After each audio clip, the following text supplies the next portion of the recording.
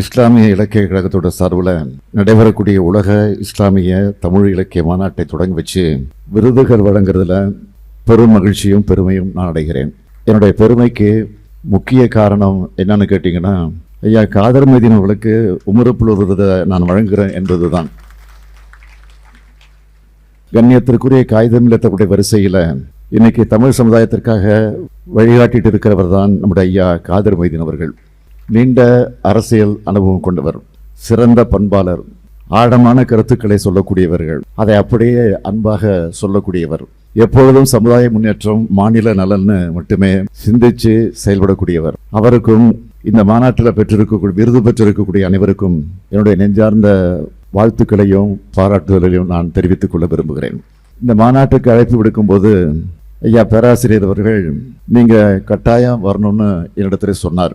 அவர் என்னுடைய வழிகாட்டிகளில் ஒருவராக விளங்கக்கூடியவர். எல்லாத்துக்கும் மேல கலைஞருடைய உற்ற தோழர் அவர். அவர் அழைப்புக்கு நான் மறுப்பு சொல்ல முடியுமா? இதோ அந்த அன்பு கட்டளை ஏற்று இந்த மேடையில் வந்து நிற்கிறேன். அதுதான் உண்மை.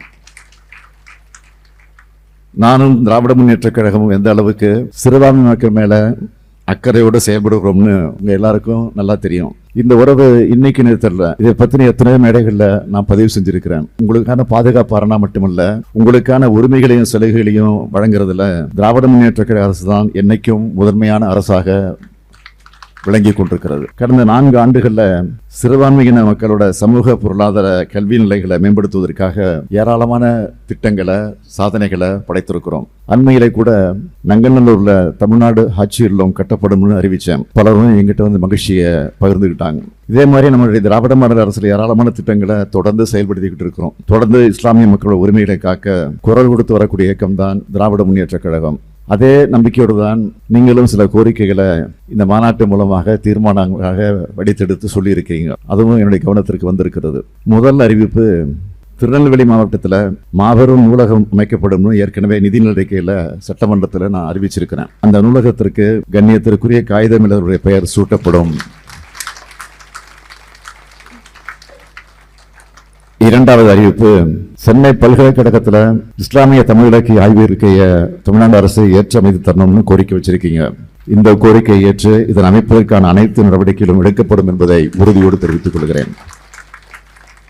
1973 இருந்து இது வரைக்கும் 8 மாநாடுகளை நடத்தி முடிச்சு இப்பொழுது 9வது மாநாட்டை நான் தொடங்கி வச்சிருக்கிறேன். தலைவர் கலைஞர் தான் முத்தமிழறிஞர், முத்தமிழ் வித்தகர். ஆனா நான் முத்தமிழோட சுவையும் ரசிக்கக்கூடியவன், நான் ஒரு ரசிகனாக இருக்கக்கூடியவன்.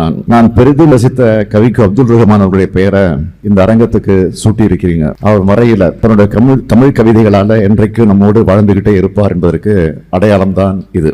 கவிக்கோ என்றதுமே தலைவர் கலைஞர் சொன்னதுதான் என்னுடைய ஞாபகத்திற்கு வருகிறது. வெகுமானம் எது வேண்டும் என்று கேட்டால் அப்துல் ரஹ்மானைத்தான் கேட்பேன் என்று தலைவர் கலைஞர் சொன்னார். இதை விட பெரிய பாராட்டு நிச்சயமாக இருக்க முடியாது. அப்படிப்பட்ட கவிக்கு அவருடைய நூல்களைத்தான் சில நாட்களுக்கு முன்னாடி நாட்டுடைமையாக்கி அவருடைய குடும்பத்திற்கு 10 லட்சம் ரூபாய் நிதி கொடுத்திருக்கிறோம். அவருடைய பிறந்த நாள் அரசு விழாவாக கொண்டாட ஆணையிட்டிருக்கிறோம். அதே மாதிரி திமுக காரனுடைய நெஞ்சிலையும் தினமும் ஒழிச்சுக்கிட்டு இருக்கக்கூடிய குரலுக்கு சொந்தக்காரர் இசைமுரசு நாகூர் நிபா அவர்கள், அவருடைய 100ஆண்டு பிறந்த நாளையும் அறிவியல் தமிழ் அறிஞரான மனவை முஸ்தபா பிறந்த நாளையும் அரசு விழாவாக கொண்டாட ஆணையிட்டிருக்கிறோம். இப்படி இஸ்லாம் எங்கள் வழி, இன்பத்தமிழ் எங்கள் மொழின்னு வாழ்ந்த பெருமக்கள் தமிழ்நாட்டில் அதிகம். சிந்தையெல்லும் சீராவரணம் தந்த புலவர்களுக்கு கொடுக்கிறதையே கடமையாக கருதின வல்லல் சீதக்காதி, செய்கு தம்பி பாவலர், குன்னங்குடி மஸ்தான் சாஹிப், கவி காமு ஷரீப், நீதியரசர் எம் இஸ்மாயில், இப்படி பல்வேறு இஸ்லாமிய இலக்கிய பெருமக்கள் தமிழுக்கு தொண்டாற்றியிருக்காங்க. இஸ்லாமிய தமிழ் இலக்கியத்துக்குன்னு 9 நூற்றாண்டு கால வரலாறு இருக்கு. இணைப்பே இலக்கியம் என்பதை இந்த மாநாட்டோட நோக்கமாக வச்சிருக்கிறீங்க. இந்த காலத்துக்கு தேவையான ஒன்றுதான் இது, தேவையான இணைப்பு தான். இலக்கியத்துக்கு மட்டுமல்ல, இதயத்துக்கும் தேவையான இணைப்பு தான். இப்படிப்பட்ட இணைப்பை இலக்கியங்களும் இது போன்ற இலக்கிய மாநாடுகளும் உருவாக்கணும், நிச்சயம் உருவாக்கணும் நான் நம்புறேன். தமிழ் நம்ம இணைக்கும், இலக்கியம் நம்ம இணைக்கும். எனவே தமிழால் நாம் இணைவோம், தமிழர்களாய் நாம் இணைவோம், இதயங்களால் இணைவோம் என்று கூறி ஐயா காதர் மொய்தீன் உள்ளிட்ட விருதாளர் அனைவருக்கும் மீண்டும் ஒரு முறை என்னுடைய வாழ்த்துக்களையும் வணக்கத்தையும் சொல்லி விடைபெறுகிறேன். நன்றி, வணக்கம்.